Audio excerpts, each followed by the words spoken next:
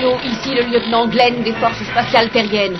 Mon appareil est pris dans un courant de météorites non signalé. Si vous me recevez, répondez. Personne ne m'entend. Je dois m'en sortir seul. Je suis à des millions de kilomètres et je n'ai aucune chance de réussir à regagner la Terre.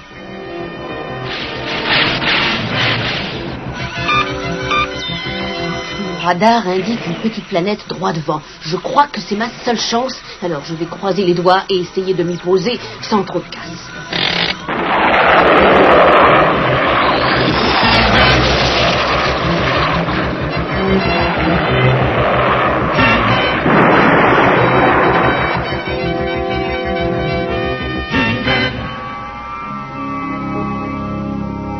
Alors c'est comme ça que tu es arrivé sur Eternia.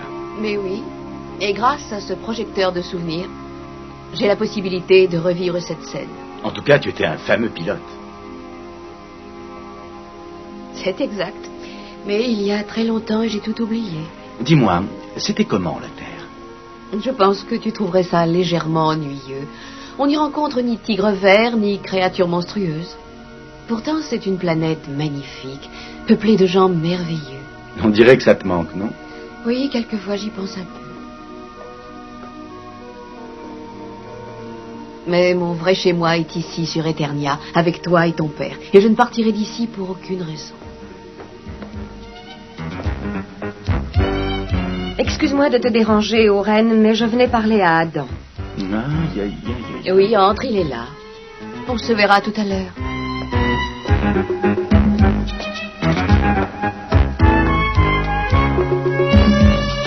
J'aimerais savoir où tu as passé toute la journée. Oh, eh bien, c'est-à-dire que... Pourtant, tu avais dit que tu étais d'accord pour venir manier les armes avec moi. J'ai dit ça? Ah oui, c'est vrai, tu as raison. Excuse-moi, mais j'ai été très occupé aujourd'hui. À quoi faire? Je crois que nous allons très bientôt le savoir. Non, mais qu'est-ce que tu fais?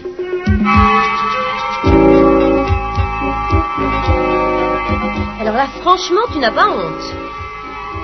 Mais alors là, oui, j'ai vraiment honte. Je n'ai rien attrapé. Oh, n'essaie surtout pas d'être drôle. Hein.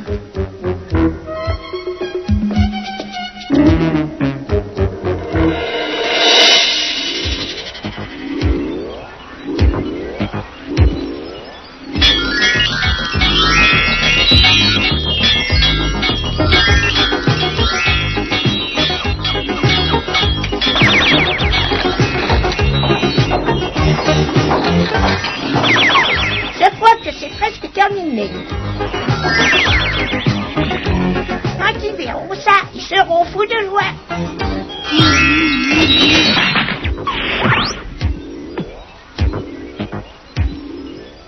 Je savais bien que j'avais entendu quelqu'un s'amuser dans le laboratoire. Ah, mais je ne m'amuse pas, je fabriquais une petite surprise pour le roi et la reine. Il me semble que ta dernière surprise avait failli réduire le palais en cendres. Qu'est-ce que tu as fait cette fois? Oh, c'est quelque chose d'inoffensif. Une boîte à musique, on l'ouvre et une belle mélodie ensemble. Oh! Où as-tu pris tout ce matériel? Dans cette caisse là-bas. Pourquoi? C'est là que je mets tous mes explosifs. Attention, ça va sauter d'un instant à l'autre. Bon, ben, je vous laisse.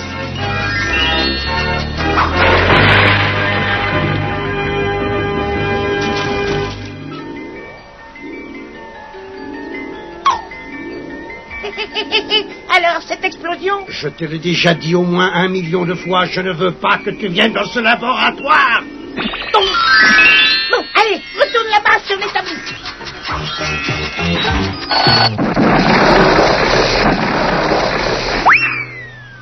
Mais qu'est-ce qu'il a encore fait? Des sottises, tu le connais. Il finira par détruire le château un jour avec une de ses inventions.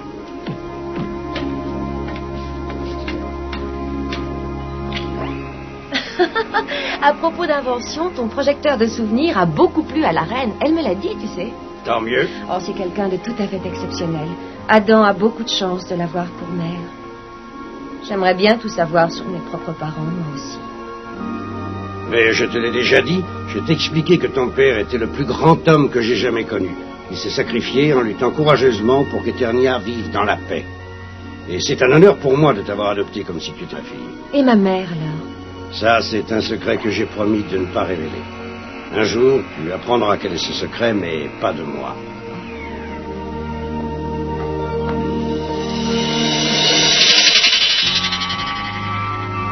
Même quand j'étais une toute petite fille, je n'ai jamais rencontré ma mère. Mes seuls souvenirs concernent le maître d'armes qui a toujours été là pour veiller sur moi. C'est lui qui m'a élevée, qui m'a enseigné l'adresse et l'habileté d'un guerrier, et les bonnes manières qui règnent à la cour. Et grâce à son amour et à ses conseils, aujourd'hui j'excelle en tout. Mais je ne sais toujours pas qui est ma mère.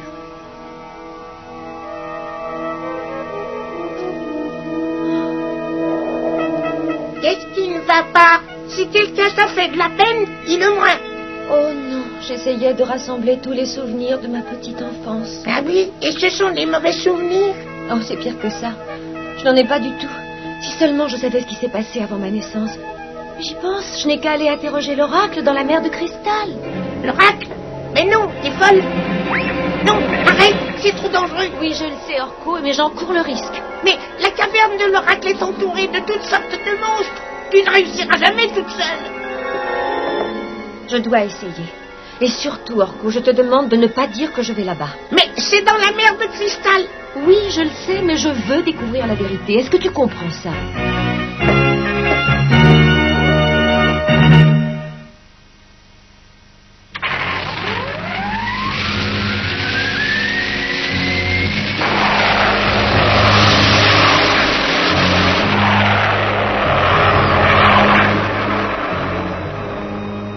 S'en va seule, ça n'est pas dans ses habitudes.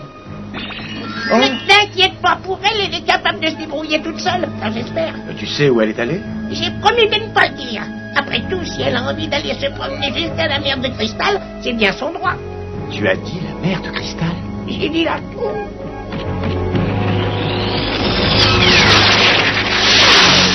Mais enfin, tu aurais dû l'empêcher d'aller là-bas. J'ai essayé, elle n'a pas écouté. Gringer, vite, il faut qu'on rattrape Tila. Oh non, non, ne me dis pas que je vais encore me transformer en ce tigre de combat ridicule. Cache ton enthousiasme. Nous n'avons pas une seconde de plus à attendre. Par le pouvoir du crâne ancestral.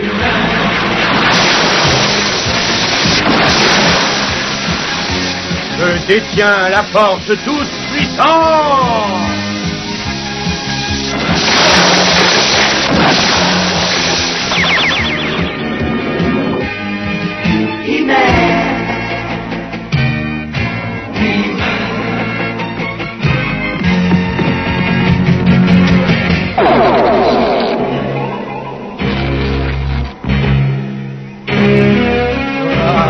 Regarde ça, c'est très intéressant. Il me semble bien que c'est Tila qui ose s'aventurer toute seule.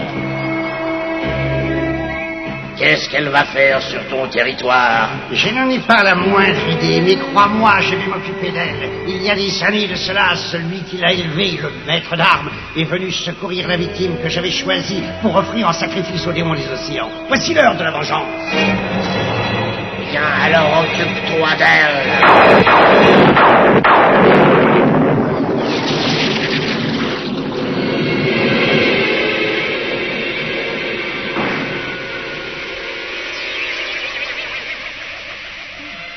J'ai connu des endroits plus accueillants que celui-ci. Mais c'est vrai que je ne suis pas venue pour prendre des vacances.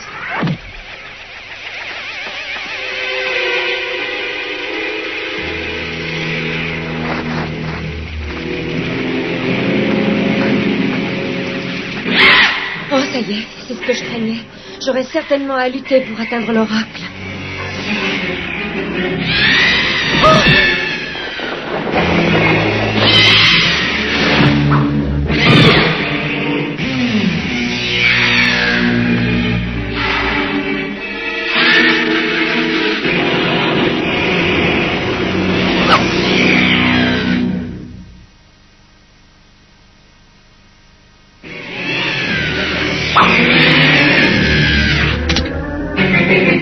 La seule chose que ces monstres craignent, c'est une forte lueur.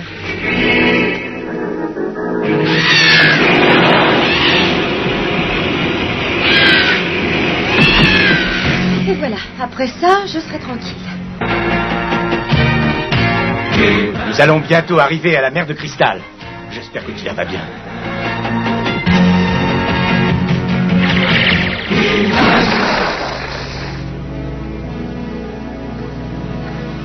C'est ici, l'oracle est dans cette caverne.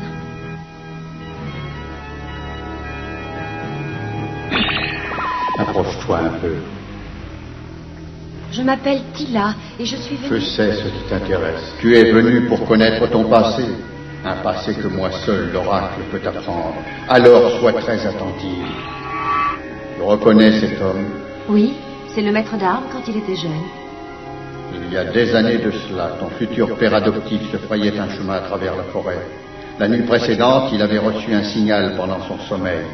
Un signal lui demandant de traverser la forêt jusqu'aux montagnes. Soudain, il entendit un cri aigu, le cri d'un faucon.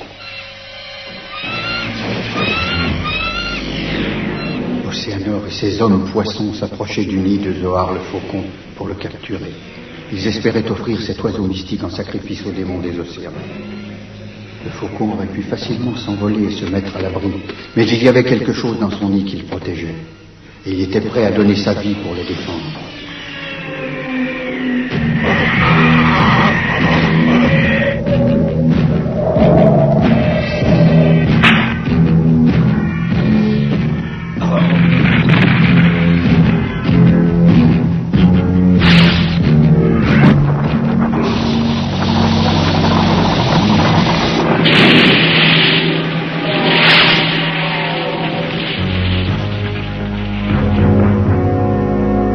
Océanor a dû alors renoncer à son projet. Mais il a juré de se venger un jour de ce jeune soldat. Quand il atteignit enfin le nid, le soldat vit alors... Mais continue, ne t'arrête pas. Je vois une présence maléfique. Elle approche par ici. Prends garde à toi, Tila. Prends garde à toi. Les hommes poissons.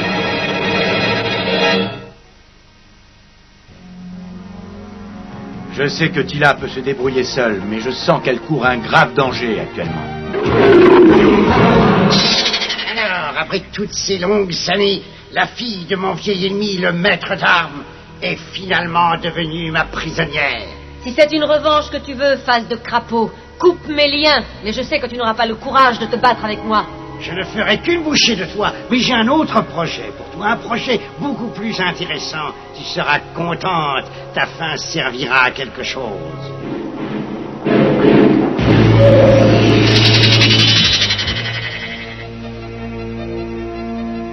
J'ai pensé que c'était important pour toi et que tu aimerais le savoir. Oui, je te remercie. Tu as eu raison de venir jusqu'ici. Je vais tout de suite aller secourir Tila en prenant la forme du faucon, celui qui nous a donné la vie.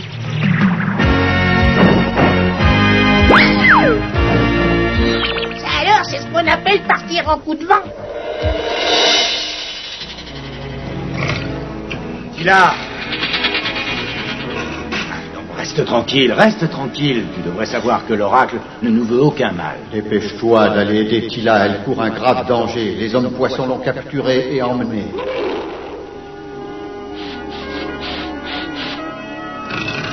Emporte-moi dans la cachette secrète d'Océanor.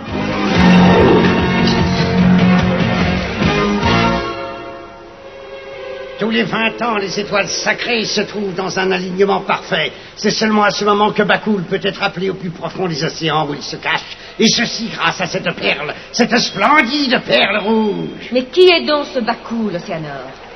Et qu'est-ce que tu veux faire de moi? Celui qui détient la perle rouge détient aussi le pouvoir de commander Bakoul, le plus puissant des démons des océans. Mais Bakoul demande un sacrifice en échange de ses services. Il y a 20 ans de cela, ton père adoptif a secouru la victime que j'avais alors choisie. Par un clin d'œil du destin, c'est toi aujourd'hui qui prends sa place. Bon, assez perdu de temps avec toi. Mais ne sois pas si pressé. Il est déjà là. Fermez vite la porte, vous autres. J'ai encore besoin d'un peu de temps, alors ne le laissez pas entrer.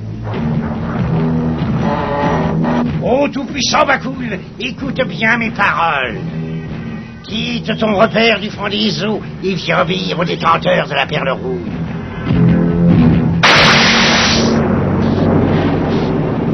Tu ne pourras rien faire de très utile. Tes griffes glissent sur les parois en cristal. Oui, il vaut mieux employer la force. Oui, c'est ce que j'avais bien l'intention de faire. Attention!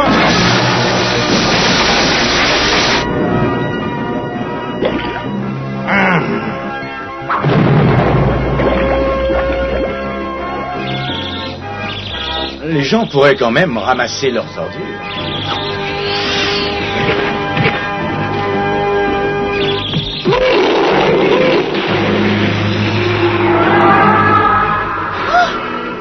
Regarde, Bakul, je t'offre un morceau de choix. Je te soigne, tu vois. Prends-la et ensuite tu obéiras à mes ordres. Laisse-la. Il là, prends mon glaive. N'approche pas, toi le monstre. Aussi longtemps qu'Océanor possédera la perle rouge, nous n'aurons aucune chance, il sera invincible. Vas-y, écrase-les tous les deux. Puis obéis à ton maître, fais ce que j'ordonne.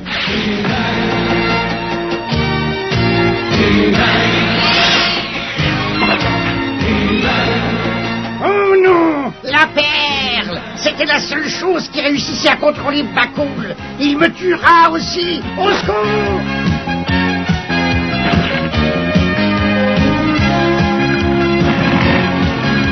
Au secours. À moi. J'ai beaucoup trop bon cœur, je le sais, mais tant pis. Va-t'en de là. Merci de m'avoir sauvé, espèce de grande dadais. Mais maintenant, essaie donc de te sauver toi-même. Adieu.